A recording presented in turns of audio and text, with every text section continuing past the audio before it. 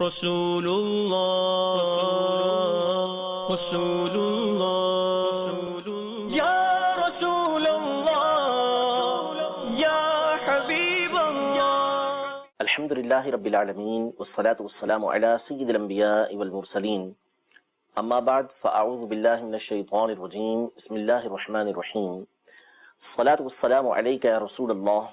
وعلی آلک واصحابک یا حبیب اللہ. الصلاة والسلام علیک یا نبی اللہ وعلی آلک واصحابک یا نور اللہ. باتیں میرے حضور کی سلسلہ لے کر ایک مرتبہ پھر حاضر ہیں صلی اللہ تعالی علیہ وآلہ وسلم، اور اس سلسلے میں ہم اپنے پیارے آقا صلی اللہ تعالی علیہ وآلہ وسلم کے مختلف فضائل و کمالات کو سننے کی سعادت حاصل کر رہے ہیں، اور انہی میں سے ایک موضوع ہمارے آقا علیہ الصلوۃ والسلام کے مبارک نام ہیں. بہت سارے نام ہم سننے کی سعادت حاصل کر چکے ہیں، کچھ اور نام بھی انشاءاللہ تبارک و تعالیٰ اپنے سلسلوں میں ہم شامل کریں گے، اور نبی کریم صلی اللہ تعالیٰ علیہ وآلہ وسلم کے فضائل و کمالات بھی سننے کی سعادت حاصل کریں گے. حضور اکرم صلی اللہ تعالیٰ علیہ وآلہ وسلم کا ایک مبارک نام علماء نے ذکر کیا ہے الرجیح. الف لام ہے، اس کے بعد را ہے، اس کے بعد جیم، پھر یا اور پھر ہا. الرجیح رجیح یہ رجحان سے نکلا ہے، جس کا مطلب ہوتا ہے کسی چیز کا کسی چیز کے اوپر غالب آ جانا، کسی چیز سے بڑھ جانا. نبی کریم صلی اللہ تعالیٰ علیہ وآلہ وسلم کے اس مبارک نام کا مطلب یہ ہے کہ وہ ہستی کہ جو دوسروں سے فضائل اور کمالات میں غالب ہو، ان سے بڑھ کر ہو. یہ نام نبی کریم صلی اللہ تعالیٰ علیہ وآلہ وسلم کے یعنی اس میں جو معنی پایا جاتا ہے وہ کئی ناموں کے اندر پایا جاتا ہے. اور نبی کریم صلی اللہ تعالیٰ علیہ وآلہ وسلم کی ذات یقیناً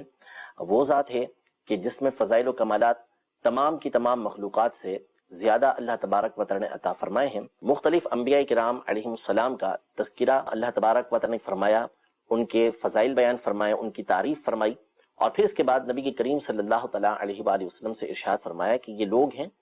کہ جن کو اللہ تبارک و تعالی نے ہدایت عطا کی، یعنی فضائل عطا کیے ہیں، تو آپ ان کی ہدایت کو اختیار کیجئے. یعنی اس کی ایک تفصیل یہ بیان کی گئی ہے کہ ان تمام کو جو فضائل و کمالات اللہ تبارک و تعالی نے عطا کیے ہیں وہ آپ بھی حاصل کیجئے. یعنی اللہ تبارک و تعالی یہ فضائل و کمالات آپ صلی اللہ تعالیٰ علیہ وآلہ وسلم کی ذات کو بھی عطا فرمائے گا. امام شافعی رحمۃ اللہ تعالی علیہ کا مشہور فرمان ہے،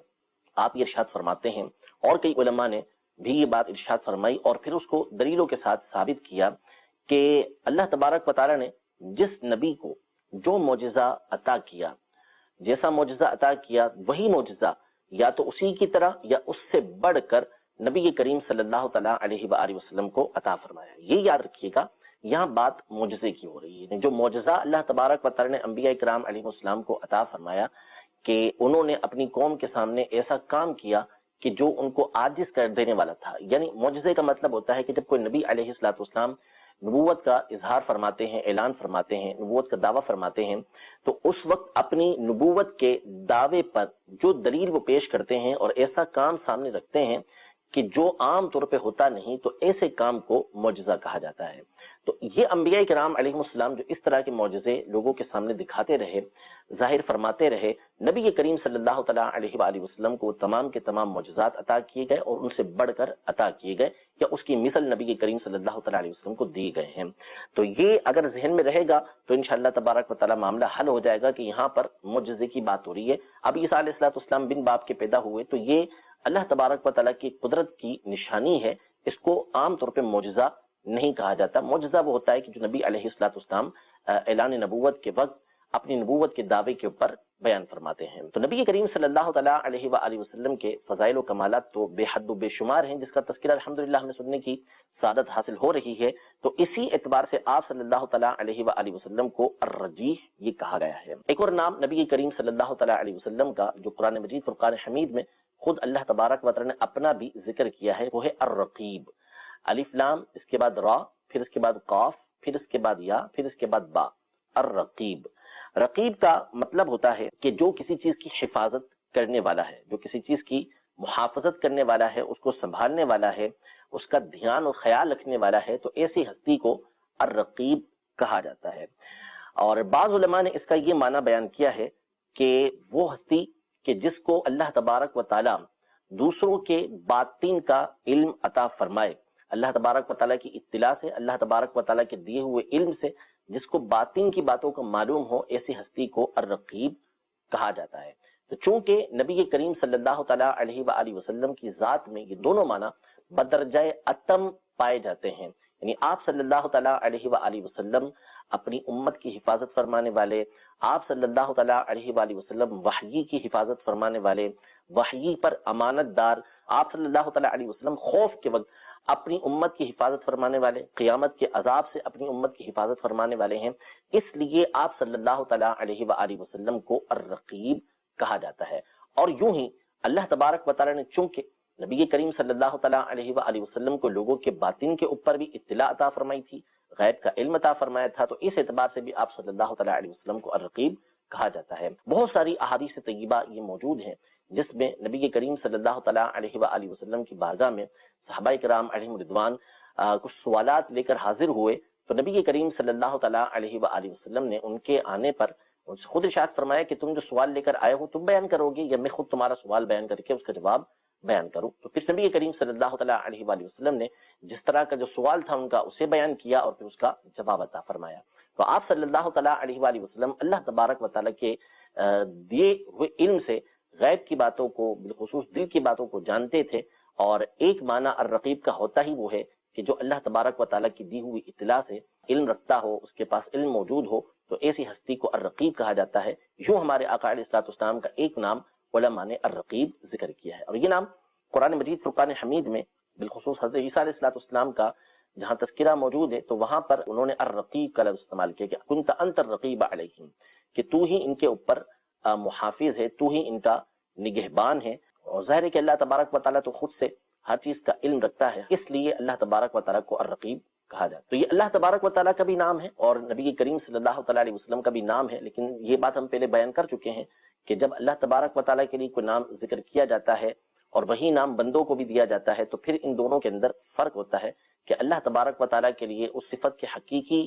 معنی کا اعتبار ہوتا ہے، یعنی وہ اس کی اپنی ذاتی صفت ہوتی ہے، جبکہ بندوں کے اندر وہ صفت، وہ وصف، وہ خوبی اللہ تبارک و تعالیٰ کی طرف سے دی ہوئی ہوتی ہے۔ نبی کریم صلی اللہ تعالیٰ علیہ وسلم کا ایک اور مبارک نام الزاجر، الف لام پھر اس کے بعد زا جس کو اردو میں زے بولتے ہیں، پھر اس کے بعد الف پھر جیم اور پھر اس کے بعد را یعنی رے، الزاجر۔ زاجر کا معنی ہوتا ہے کسی چیز سے روکنا، یعنی منع کرنا، کسی چیز سے رکاوٹ بننا، ایسی چیز کو الزاجر کہا جاتا ہے۔ تو چونکہ نبی کریم صلی اللہ تعالیٰ علیہ وآلہ وسلم گناہوں سے لوگوں کو روکنے والے تھے، گناہوں سے لوگوں کو منع کرنے والے تھے، اس لیے آپ صلی اللہ تعالیٰ علیہ وآلہ وسلم کا ایک نام الزاجر ذکر کیا گیا ہے۔ قرآن مجید فرقان حمید میں اللہ تبارک و تعالیٰ نے نبی کریم صلی اللہ تعالیٰ علیہ وآلہ وسلم کی یہ صفت توریت کے حوالے سے بیان فرمائی کہ توریت میں بھی نبی کریم صلی اللہ تعالیٰ علیہ وسلم کا جو تذکرہ ہے وہ یہی ہے، الذی یجدونہ مکتوبا عندہم فی التوراۃ والانجیل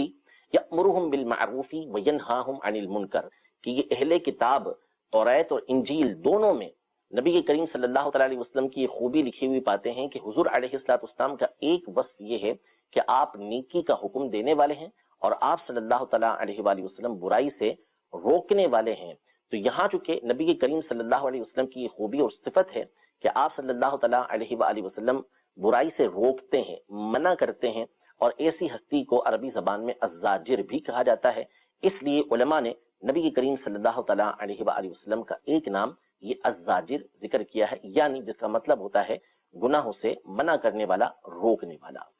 اسی سے ملتا جلتا ایک اور نام الفاظ کے اعتبار سے حضور علیہ الصلوۃ والسلام کا وہ ہے الظاہر، الف لام ہے پھر اس کے بعد زا ہے پھر الف ہے پھر ہا ہے اور پھر اس کے بعد را، الظاہر۔ ظاہر یہ زہرتون سے نکلا ہے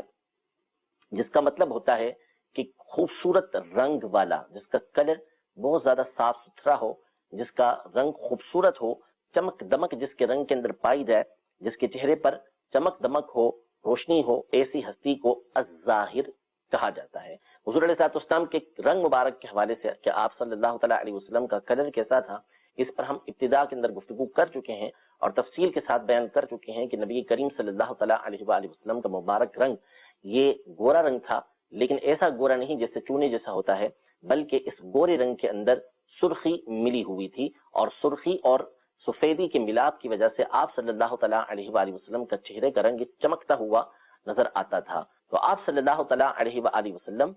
کے چہرے کی رنگت جو تھی وہ چمکیلی تھی، اس اعتبار سے آپ صلی اللہ تعالیٰ علیہ وآلہ وسلم کو الظاہر کہا جاتا ہے۔ حضرت امام کسائی رحمۃ اللہ تعالیٰ علیہ کی کتاب ہے قصص الانبیاء کے نام سے، اس میں امام کسائی رحمۃ اللہ تعالیٰ علیہ نے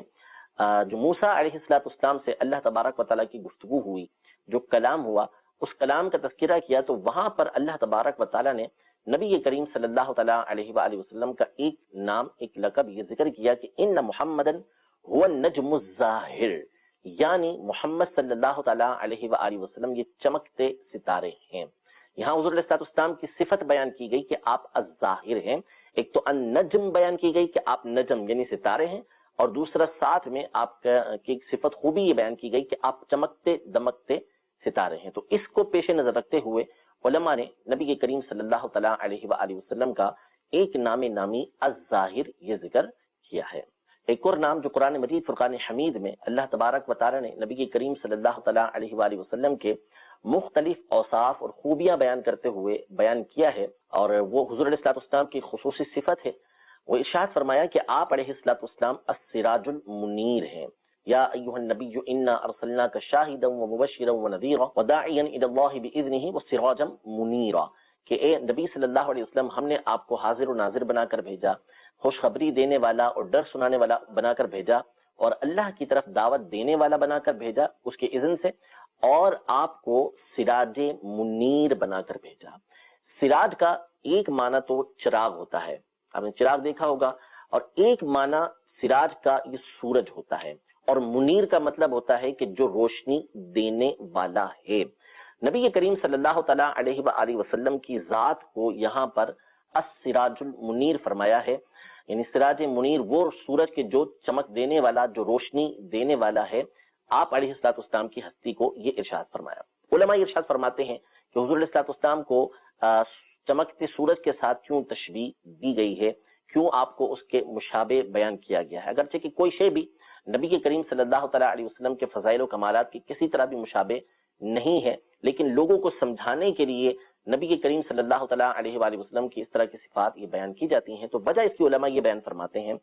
کہ چونکہ سورج وہ ہوتا ہے کہ جب سورج آتا ہے تو دنیا سے ظلمت دور ہو جاتی ہے، اندھیرا دور ہو جاتا ہے۔ نبی کریم صلی اللہ تعالیٰ علیہ وآلہ وسلم کا بھی یہی معاملہ ہے کہ آپ علیہ السلام کی آمد سے قبل دنیا کے اندر ظلم و ستم تھا، کفر و شرک پھیلا ہوا تھا، جیسا کہ سورج کے آنے سے پہلے رات ہوتی ہے، اندھیرا ہوتا ہے، اور پھر اس کے بعد جب سورج کی آمد شروع ہوتی ہے تو ہلکا ہلکا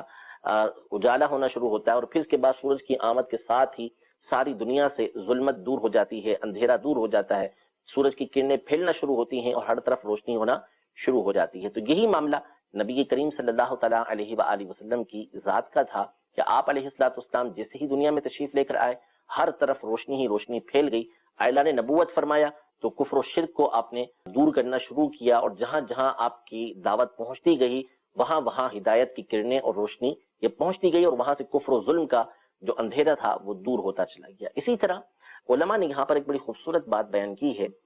کہ حضور علیہ السلام کے چہرے کی روشنی یا آپ علیہ السلام کی ہدایت کی روشنی کو سورج کی روشنی کے ساتھ تشبیہ دی ہے، مشابہت دی ہے، چاند کے ساتھ کیوں نہیں دی؟ تو ایک وجہ علماء نے یہ بیان کی کہ اصل بات یہ ہے کہ سورج جب آتا ہے نا تو اس سے پہلے صبح صادق ہوتی ہے، یعنی سورج کے نکلنے سے پہلے ہلکی ہلکی روشنی پھیلنا یہ شروع ہو جاتی ہے، جس کے اندر بندہ دیکھنا شروع کر دیتا ہے۔ یعنی یہ جو صبح صادق ہے یہ اس بات کی بشارت ہوتی ہے، اس بات کی خبر دینے والی ہوتی ہے کہ سورج کی آمد ہو رہی ہے، سورج آ رہا ہے۔ علماء یہ ارشاد فرماتے ہیں کہ نبی کریم صلی اللہ تعالیٰ علیہ وآلہ وسلم کی شان بھی ایسی ہی ہے کہ آپ علیہ السلام ایک چمکتا دمکتا سورج تھے، لیکن آپ علیہ السلام کی آمد سے پہلے جس طرح سورج کی آمد کی بشارت اور خبر جو ہے وہ صبح صادق دے رہی ہوتی ہے، اسی طرح انبیاء کرام علیہم السلام یہ نبی کریم صلی اللہ تعالیٰ علیہ وآلہ وسلم کی آمد کی خبریں دیتے رہے، بشارتیں دیتے رہے، بتاتے رہے کہ نبی کریم صلی اللہ تعالیٰ علیہ وسلم نے تشریف لانا ہے۔ تو اس اعتبار سے نبی کریم صلی اللہ تعالیٰ علیہ وآلہ وسلم کو السراج المنیر کہا گیا، یعنی وہ ہستی کہ جن کے آنے کی خبریں اور بشارتیں یہ پہلے سے دی جا چکی تھیں کہ جب وہ آئیں گے تو دنیا سے ظلم کو، کفر کو، شرک کو دور فرمائیں گے۔ امام ابن عربی رحمۃ اللہ تعالیٰ علیہ اس کی وجہ یہ بیان فرماتے ہیں کہ سورج کی جو روشنی ہوتی ہے اس سے دوسری چیزوں کو روشنی حاصل ہوتی ہے، اور چراغ اس سے روشن ہوتے ہیں. اگر اس کے سامنے شیشے رکھ دیے جائیں اور شیشوں کو دیکھا جائے تو ایک روشنی کی کرن اس میں پڑے گی، وہ دوسری جگہ جائے گی، دوسری سے تیسری جگہ جائے گی، یعنی مختلف چیزیں اس سے روشن ہوتی چلی جاتی ہیں، لیکن اس کی روشنی میں کسی طرح کی کوئی کمی نہیں آتی. تو اسی طرح نبی کریم صلی اللہ تعالیٰ علیہ وآلہ وسلم کی ذات کا معاملہ ہے کہ اللہ تبارک و تعالیٰ نے آپ کو ظاہر و باطن کے اعتبار سے ایسا روشن بنایا تھا کہ آپ صلی اللہ تعالیٰ علیہ وآلہ وسلم کی روشنی سے ہر طرف روشنی پھیلتی گئی. صحابہ کرام علیہم رضوان اس روشنی سے روشن ہوتے چلے گئے، اہل بیت اطہار کا ظاہر و باطن اس سے روشن ہوتا چلا گیا، ان کی روشنیاں آگے سے آگے پھیلتی چلی گئیں، لیکن نبی کریم صلی اللہ تعالیٰ علیہ وآلہ وسلم کے نور اقدس میں کسی طرح کی کوئی کمی واقع نہ ہوئی. تو آپ صلی اللہ تعالیٰ علیہ وآلہ وسلم کو سورج سے تشبیہ دینے میں ایک وجہ یہ بھی ہے کہ جس طرح سورج کی روشنی آگے پھیلنے کی وجہ سے کم نہیں ہوتی، نبی کریم صلی اللہ تعالیٰ علیہ وآلہ وسلم کی جو نورانیت ہے، آپ صلی اللہ تعالیٰ علیہ وسلم کی جو ہدایت کی روشنی ہے، وہ بھی آگے سے آگے پھیلتی چلی جاتی ہے، لیکن اس میں کسی طرح کی کوئی کمی واقع نہیں ہوتی. ہمیں اللہ تبارک و تعالیٰ نبی کریم صلی اللہ تعالیٰ علیہ وآلہ وسلم کی ان برکات کی قدر کی توفیق عطا فرمائے، اور اس بات کا اللہ تبارک و تعالیٰ ہمیں شکر ادا کرنے کی توفیق عطا فرمائے کہ اس نے ہمیں نبی کریم صلی اللہ تعالیٰ علیہ وآلہ وسلم کا امتی بنایا، اور نبی کریم صلی اللہ تعالیٰ علیہ وسلم کے فضائل و کمالات کو سن کر خوش ہونے والا بنایا ہے. اللہ تبارک و تعالیٰ ہم سب کو ہمیشہ نبی کریم صلی اللہ تعالیٰ علیہ وآلہ وسلم کے فضائل و کمالات کو بیان کرتے رہنے کی توفیق عطا فرمائے. انشاءاللہ تبارک و تعالیٰ مزید اس حوالے سے کچھ باتیں اپنے اگلے سلسلے میں لے کر حاضر ہوں گے. اللہ تبارک و تعالیٰ ہم سب کو اس سلسلے کی برکت عطا فرمائے. آمین بجاہ النبی الامین صلی اللہ تعالیٰ علیہ وآلہ وسلم. رسول اللہ رسول اللہ